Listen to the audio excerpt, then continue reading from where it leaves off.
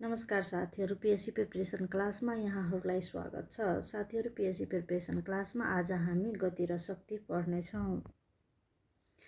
नाप र एकाइ। नाप कुनै पनि वस्तुको परिमाण निश्चित गर्ने प्रक्रिया नै नाप हो। कुनै पनि वस्तु वा पदार्थको एक निश्चित भागलाई प्रमाणित एकाइ मानी सोसँग तुलना गरी वस्तुको परिमाण निश्चित गर्ने प्रक्रिया नै नाप हो। Measurement is the process of comparing a known quantity with a known standard quantity. एकाइ विश्वव्यापी रूपमा मानिएको प्रमाणित आधारभूत भाग अथवा मात्रा जससँग तुलना गरी भौतिक परिमाणको नाप लिइन्छ त्यसलाई एकाइ भनिन्छ। The standard quantity with which we carry out the measurement of a physical quantity is called. विश्वव्यापी रूपमा मान्यता दिएको कुनै पनि भौतिक परिमाणको एक निश्चित मात्रा नै एकाइ हो जससँग तुलना गरी त्यसको कति गुणा छ भनी वस्तुको मात्रा निश्चित गरिन्छ। भौतिक परिमाण प्रत्यक्ष वा अप्रत्यक्ष रूपमा नाप्न सक्ने परिमाणलाई भौतिक परिमाण फिजिकल क्वान्टिटी भनिन्छ, जस्तै लम्बाइ, पिण्ड, समय, क्षेत्रफल, आयतन आदि। A physical quantity is that which can be measured directly or indirectly. For example, mass, length, time, area, volume, etc. नाप एकाइ प्रणाली हाल विश्वमा प्रचलनमा रहेको नाप एकाइ प्रणाली 4 प्रकारका छन्। सिजिएस प्रणाली, एमकेएस प्रणाली, एफपीएस प्रणाली, एसआई प्रणाली। सिजिएस प्रणाली लम्बाइलाई सेन्टिमिटर र पिण्डलाई ग्राम र समयलाई सेकेन्डमा नाप्ने प्रणालीलाई सिजिएस प्रणाली भनिन्छ। यो एमकेएस प्रणालीको सानो रूप हो। एमकेएस प्रणाली लम्बाइलाई मिटरमा, पिण्डलाई किलोग्राम र समयलाई सेकेन्डमा नाप्ने प्रणालीलाई एमकेएस प्रणाली भनिन्छ। एफपीएस प्रणाली लम्बाइलाई फिट, पिण्डलाई पाउन्ड र समयलाई सेकेन्डमा नाप्ने प्रणालीलाई एफपीएस प्रणाली भनिन्छ।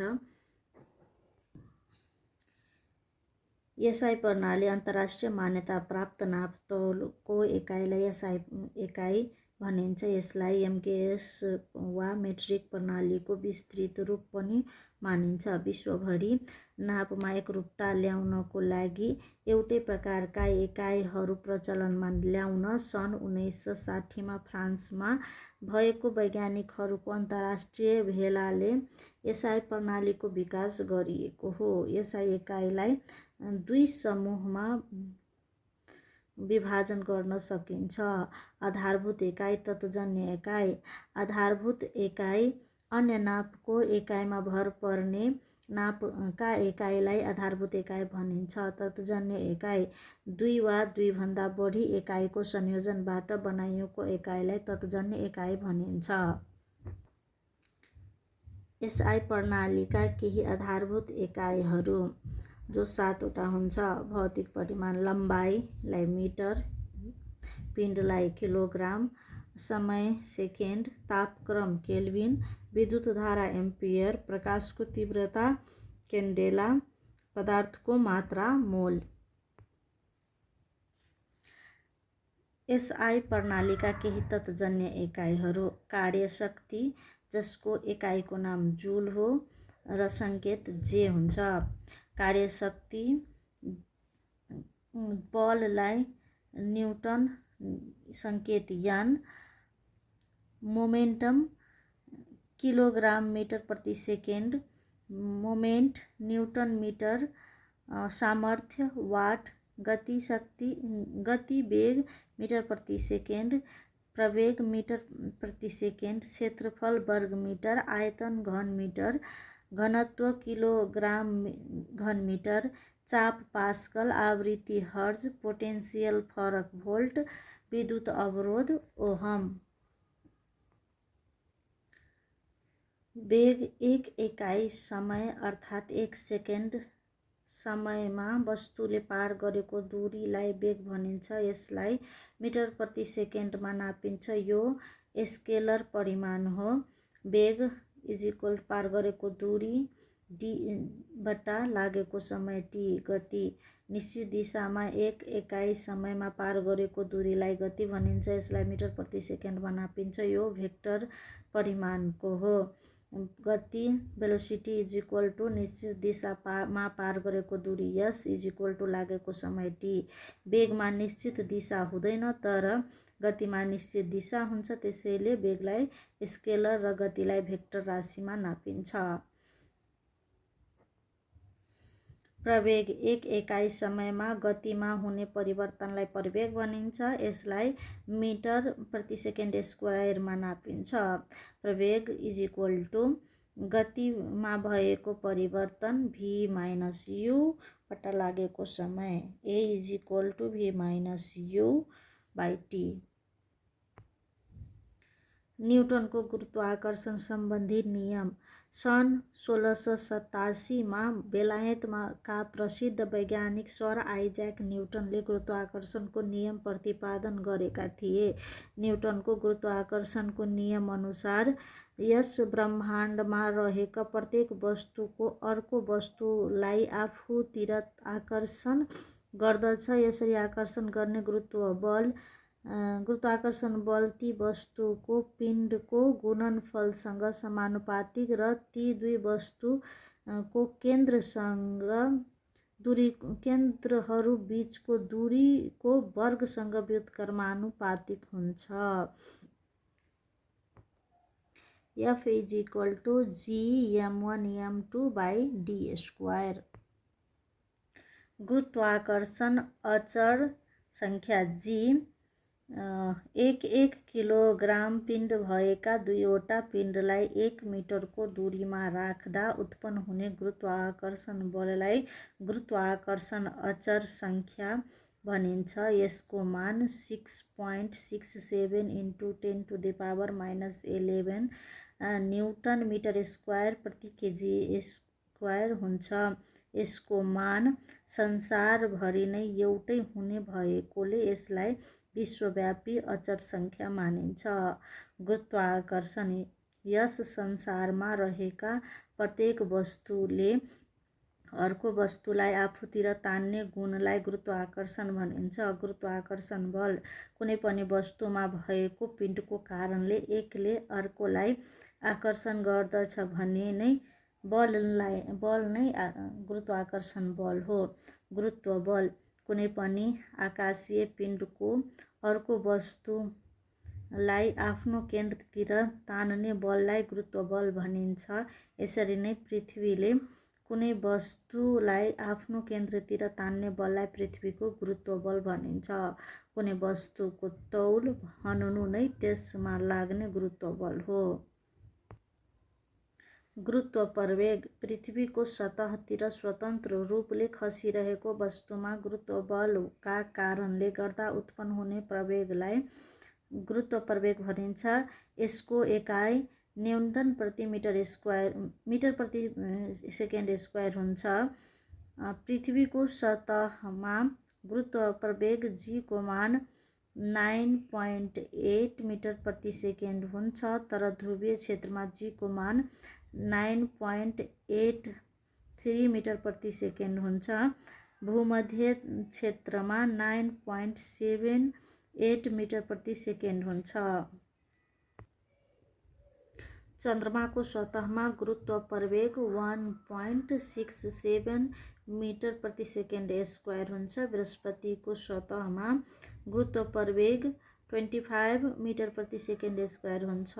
चन्द्रमाको भन्दा पृथ्वीको गुरुत्व बल 6 गुणा बढी छ भने पृथ्वीको भन्दा बृहस्पतिको गुरुत्व बल 2.5 गुणा बढी छ। गुरुत्वाकर्षण असरहरू।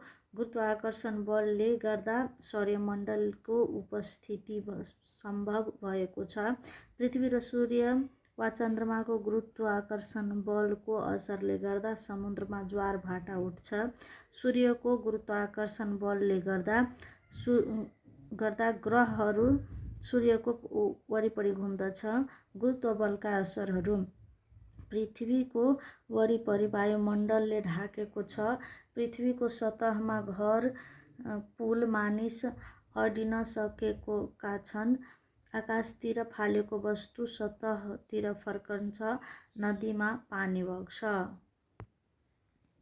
आर्किमिडीजको सिद्धान्त अनुसार कुनै वस्तुलाई आंशिक वा पूर्ण रूपले तरल पदार्थमा डुबाउँदा विस्थापित हुने तरलको तौल बराबरको ऊर्ध्व चाप तरल पदार्थको वस्तुमा दिन्छ।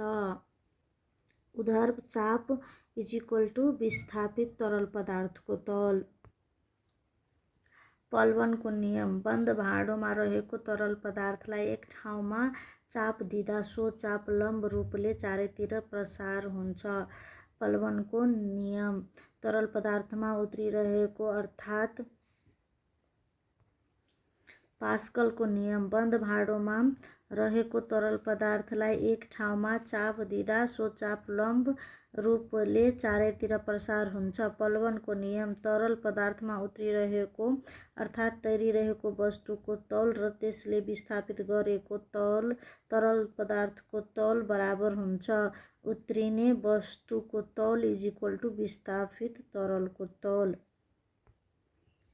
चाप। एक एकाइ क्षेत्रफलमा लम्ब रूपले पर्ने बललाई चाप भनिन्छ। यसलाई न्युटन प्रति मिटर स्क्वायर वा पास्कल एकाइमा नापिन्छ। चाप P = F(a), जहाँ F = बल र a = क्षेत्रफल हुन्छ। पास्कल।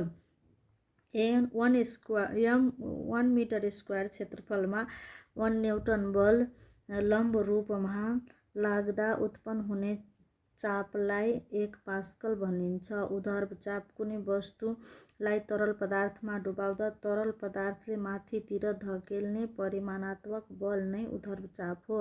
घनत्व। कुनै पदार्थको एकाइ आयतनमा हुने परिवर्तनलाई त्यस पदार्थको घनत्व भनिन्छ। घनत्व D = m/v। यसलाई kg/m³ एकाइमा नापिन्छ।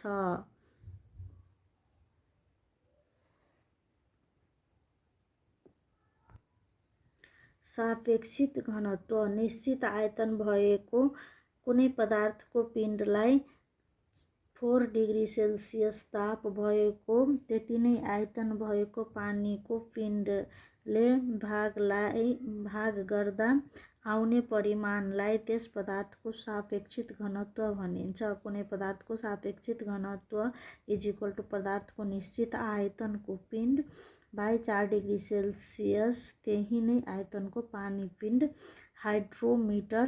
तरल पदार्थको घनत्व नाप्न प्रयोग गर्ने उपकरणलाई हाइड्रोमिटर भनिन्छ। ल्याक्टोमिटर। दुधको घनत्व नाप्न, दुधको शुद्धता नाप्न हाइड्रोमिटरलाई ल्याक्टोमिटर भनिन्छ। तरल पदार्थको चाप। कुनै भाँडोमा राखिएको तरल पदार्थले आफ्नो तौलले गर्दा प्रति एकाइ क्षेत्रफलमा पैदा गर्ने बललाई तरल पदार्थको चाप भनिन्छ। तरल पदार्थको चाप P = h/dg। तरल पदार्थको ऊर्ध्व चाप। कुनै वस्तुलाई तरल पदार्थमा आंशिक वा पूर्ण रूपले डुबाउँदा तरल पदार्थको वस्तुलाई माथितिर धकेल्ने परिमाणात्मक बललाई ऊर्ध्व चाप भनिन्छ। ऊर्ध्व चाप U = v/dg। v = विस्थापित तरलको आयतन। D = तरलको घनत्व। G = गुरुत्व प्रवेग 1 पास्कल। चाप = 1 न्युटन बल / 1 मिटर स्क्वायर क्षेत्रफल। कार्य, शक्ति र सामर्थ्य। कार्य। बल र बलको दिशातिर पार गरेको दूरीको गुणनफलको कुनै कार्य भनिन्छ। कार्य हुनको लागि कुनै वस्तुमा बल लगाएर मात्र पुग्दैन, त्यसको दूरी पार गर्नु पनि पर्दछ। कार्य। W = बल × दूरी, F × d। W = F × d। कार्यलाई जुल एकाइमा नापिन्छ। कार्यलाई मुख्य 2 प्रकारमा बाँड्न सकिन्छ। गुरुत्व विरुद्धको कार्य कुनै वस्तुलाई पृथ्वीको सतहबाट माथि उठाउँदा हुने कार्यलाई गुरुत्व विरुद्धको कार्य भनिन्छ। कार्य W = गुरुत्व बल विरुद्धको बल F गुणे D, W = mgh। घर्षण विरुद्धको कार्य कुनै वस्तुलाई एक स्थानबाट अर्को स्थानमा पुर्याउँदा हुने कार्यलाई घर्षण विरुद्धको कार्य भनिन्छ। W = F गुणे D। कुनै वस्तुमा 1 न्युटन बल लगाएर 1 मिटर दूरी पार गर्दा हुने कार्यलाई 1 जुल कार्य भनिन्छ। शक्ति कुनै वस्तुको कार्य गर्न सक्ने क्षमतालाई शक्ति भनिन्छ। यसलाई जुल एकाइमा नापिन्छ। शक्ति विभिन्न प्रकारका हुन्छ। यान्त्रिक शक्ति वस्तुको अवस्था वा चालको कारण उत्पन्न हुने शक्तिलाई यान्त्रिक शक्ति भनिन्छ। यान्त्रिक शक्ति पनि 2 प्रकारका हुन्छ। स्थिति शक्ति कुनै वस्तुमा त्यसको स्थान वा स्थिति परिवर्तनको कारणले सञ्चित हुने शक्तिलाई स्थिति शक्ति भनिन्छ। स्थिति शक्ति PE = mgh, जहाँ m = मास, g = गुरुत्व प्रवेग, h = उचाइ। बाँधमा जम्मा गरिएको पानी, तन्काइएको गुलेली, धनुष बाण आदि सञ्चित शक्ति स्थिति शक्ति हो। गति वा चाल शक्ति काइनेटिक इनर्जी कुनै पनि वस्तुमा चालले गर्दा उत्पन्न हुने शक्तिलाई चाल वा गति शक्ति भनिन्छ। गति वा चाल शक्ति = 1/2 mv², जहाँ m = पिण्ड, v = गति। जस्तै गुडिरहेको बस, गुडिरहेको चारा आदि चालमा रहेको वस्तुमा रहेको शक्ति। रासायनिक शक्ति रासायनिक परिवर्तनबाट उत्पन्न हुने शक्तिलाई रासायनिक शक्ति भनिन्छ। जस्तै मिटी, तेल, डिजल, पेट्रोल बाल्दा उत्पन्न हुने शक्ति, खाद्य पदार्थबाट उत्पन्न हुने शक्ति आदि।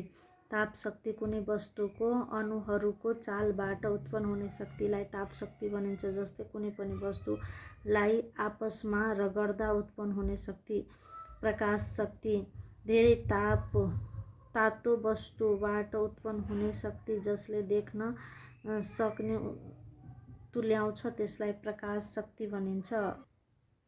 ध्वनि शक्ति कुनै वस्तुको अणुहरूको कम्पनबाट उत्पन्न हुने शक्तिलाई ध्वनि शक्ति भनिन्छ। विद्युत शक्ति कुनै सुचालक वस्तुमा इलेक्ट्रोनको प्रवाहबाट उत्पन्न हुने शक्तिलाई विद्युत शक्ति भनिन्छ। चुम्बकीय शक्ति चुम्बकबाट उत्पन्न हुने शक्ति। पारमाण्विक शक्ति तत्त्वको परमाणुमा रहेको न्युक्लियसको संयोजन, फ्युजन, विच्छेदन, फिसनबाट उत्पन्न हुने शक्तिलाई पारमाण्विक शक्ति भनिन्छ। सामर्थ्य एक एकाइ समयमा गरेको कार्यलाई सामर्थ्य भनिन्छ। सामर्थ्य P = गरेको कार्य, W बट्टा लागेको समय T, P = W/T = F × D/T। यहाँ कार्य भन्नाले शक्तिको रूपान्तरण भन्ने पनि बुझिन्छ। अर्थात् शक्तिको एक एकाइलाई अर्को रूपमा बदल्दा त्यहाँ कार्य हुन जान्छ र प्रति सेकेन्ड समयमा जति कार्य हुन्छ त्यसलाई सामर्थ्य भनिन्छ। त्यसैले सामर्थ्य = कार्य गर्ने दर हुन्छ।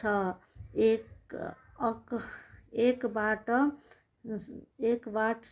वाट सामर्थ्य 1 सेकेन्ड समयमा 1 जुल कार्य गर्दा हुने सामर्थ्यलाई 1 वाट सामर्थ्य भनिन्छ। शक्तिको संरक्षणको सिद्धान्त शक्तिलाई एक रूपबाट अन्य रूपमा परिवर्तन गर्न सक्छन् तर उत्पन्न वा विनाश गर्न सक्दैन। यसलाई शक्तिको संरक्षण सिद्धान्त भनिन्छ। ऊर्जाको स्रोत र यसको संरक्षण। ऊर्जा कुनै पनि कार्य गर्न सक्ने क्षमतालाई ऊर्जा र शक्ति भनिन्छ।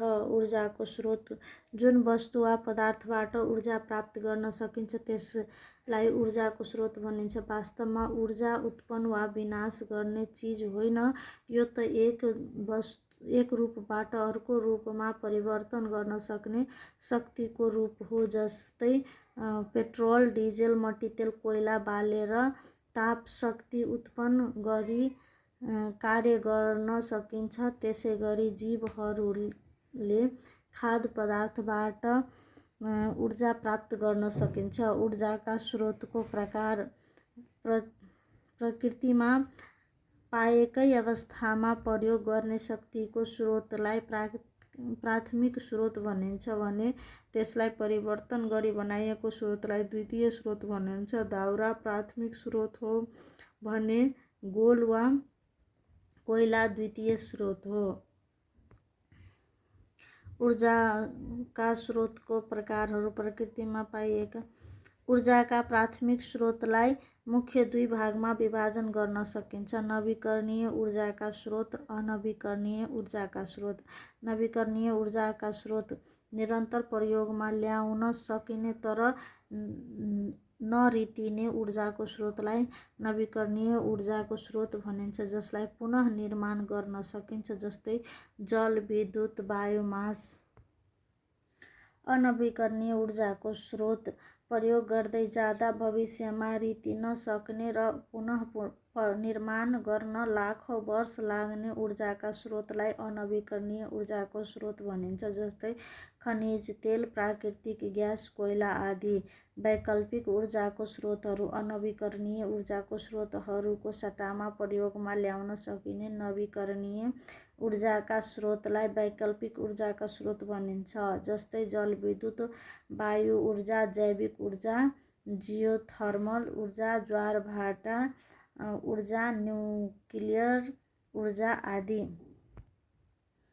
जलविद्युत बगिरहेको पानीको सहायताबाट ट्वाइन घुमाएर उत्पादन गरिएको विद्युतलाई जलविद्युत भनिन्छ। नेपालको भिरालो भूबनोट र सदाबहार हिउँ नदीका कारणले विश्वमा जलस्रोतको दोस्रो धनी देश मानिन्छ। नेपालको अनुमानित जलविद्युत क्षमता 83,000 मेगावाट रहेको छ। जलविद्युतको महत्त्व: यो नवीकरणीय ऊर्जाको स्रोत हो। यो प्रदूषण रहित ऊर्जाको स्रोत हो। यो बहुउपयोगी ऊर्जाको स्रोत हो। यसबाट प्रकाश, ताप, चुम्बक, रासायनिक परिवर्तन गर्नका साथै विभिन्न उपकरणहरू सञ्चालन गर्न सकिन्छ। उत्पादन लागत बढी परे पनि दीर्घकालीन रूपमा सस्तो पर्दछ। यो प्रसारण गर्न सस्तो र सजिलो हुन्छ। जैविक ऊर्जा: जन्तु, वनस्पति र तिनीहरूबाट निष्कासन भएका पदार्थहरूबाट प्राप्त हुने ऊर्जालाई जैविक ऊर्जा भनिन्छ, जस्तै बायोमास, बायोग्यास आदि। बायोमास मुख्यतया वनस्पतिका मरेर सुकेको भागहरू, पराल, छवाली, भुस, काठको धुलो आदिबाट बायोमास बनिन्छ। बायोग्यास जनावरहरूको मलमूत्र तथा कुहाएर वनस्पतिका भागहरूबाट विच्छेदन गरी बनाइएको ग्यासलाई बायोग्यास अर्थात् गोबर ग्यास भनिन्छ। वायु ऊर्जा: तीव्र गतिमा बगिरहेको हावाको सहायताले उत्पादन गरेको ऊर्जालाई वायु ऊर्जा भनिन्छ। यसरी तीव्र गतिमा बहेको हावाको सहायताबाट पङ्खा घुमाएर त्यसबाट विद्युत उत्पादन गरिन्छ।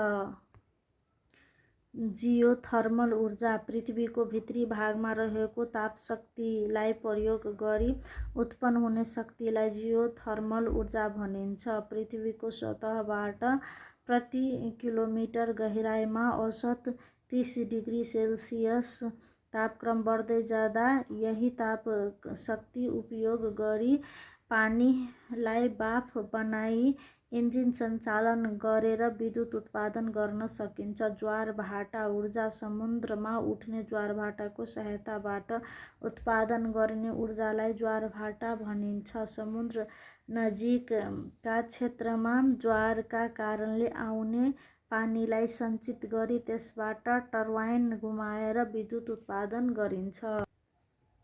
न्युक्लियस ऊर्जा तत्त्वको परमाणुमा रहेको न्युक्लियसको संयोजन र विच्छेदनबाट उत्पन्न हुने ऊर्जालाई न्युक्लियस ऊर्जा भनिन्छ। न्युक्लियर फिसन तत्त्वको परमाणुको न्युक्लियस टुक्राएर अर्थात् विच्छेदन भई सरल तत्त्वको न्युक्लियस बन्ने क्रियालाई न्युक्लियस फिसन भनिन्छ। यस प्रक्रियामा केही पिण्ड नाश हुन्छ जुन शक्तिमा परिवर्तन हुन्छ। न्युक्लियर फ्युजन दुई वा दुईभन्दा बढी सरल तत्त्वका न्युक्लियसहरू संयोजन भई ठुलो तत्त्वको न्युक्लियस बन्ने प्रक्रियालाई न्युक्लियस फ्युजन भनिन्छ।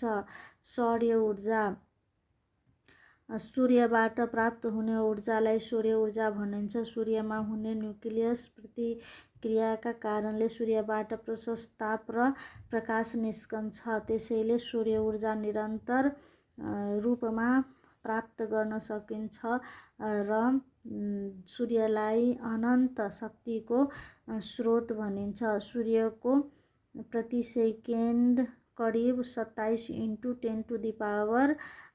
10⁻23 केडब्लु शक्ति छोड्छ। पृथ्वीमा सूर्य शक्तिको 1.4 केडब्लु प्रति मिटर स्क्वायर प्रति सेकेन्ड शक्ति प्राप्त हुन्छ। सूर्यबाट छोडिने शक्तिको 1/22 × 10⁸ भाग पृथ्वीमा आइपुग्छ। सूर्यमा न्युक्लियर प्रक्रियामा हुन लागि आवश्यक आधारहरू पर्याप्त मात्रामा हाइड्रोजन ग्यास हुनु, आवश्यक मात्रामा ताप शक्ति र तापक्रम हुनु, आवश्यक चाप हुनु, जीवावशेष ऊर्जा। पृथ्वीको भित्री भागमा लाखौँ वर्ष पहिले भौगर्भिक क्रियाका कारणले पुडिएर रहेका वनस्पति तथा जनावरहरूको शरीर चाप र तापका कारण विच्छेदन भई बनेको ऊर्जालाई जीवावशेष ऊर्जा भनिन्छ। जस्तै प्राकृतिक ग्यास, खनिज तेल, कोइला आदि। कोइला पृथ्वीको भित्री भागमा लाखौँ वर्ष पहिले पुडिएर रहेका जन्तु तथा वनस्पतिहरू विच्छेदन भई परिवर्तन भएर बनेको कार्बनयुक्त चट्टानलाई कोइला भनिन्छ, जसलाई बालेर ताप शक्ति प्राप्त गर्न सकिन्छ। विभिन्न प्रकारको कोइलामध्ये एन्थ्रासाइट एक उच्च स्तरको कोइला हो। खनिज तेल खानीबाट प्राप्त गरिने पेट्रोलियम पदार्थलाई खनिज तेल भनिन्छ। यसको प्रशोधन गरी पेट्रोल, डिजल, मट्टीतेल आदि बनाई प्रयोगमा ल्याइन्छ। प्राकृतिक ग्यास खनिज तेलमाथि रहने मुख्यतया मिथेन ग्यासको भण्डारलाई नै प्राकृतिक ग्यास भनिन्छ, जसलाई इन्धनको रूपमा प्रयोगमा ल्याउन सकिन्छ। ऊर्जा सङ्कट विश्वमा सबैभन्दा बढी प्रयोग गर्ने जीवावशेष ऊर्जा अर्थात् खनिज तेल, प्राकृतिक ग्यास, कोइला आदिको भण्डार भविष्यमा रितिएर आउन सक्ने सङ्कटलाई ऊर्जा सङ्कट भनिन्छ।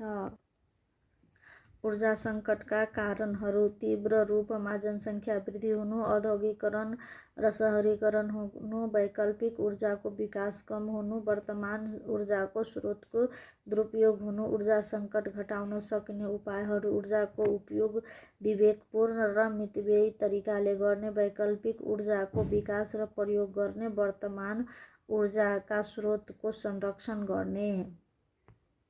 साथीहरू, आजलाई यति नै। लाइक, सब्स्क्राइब एन्ड कमेन्ट गर्दै गर्नुहोला। धन्यवाद।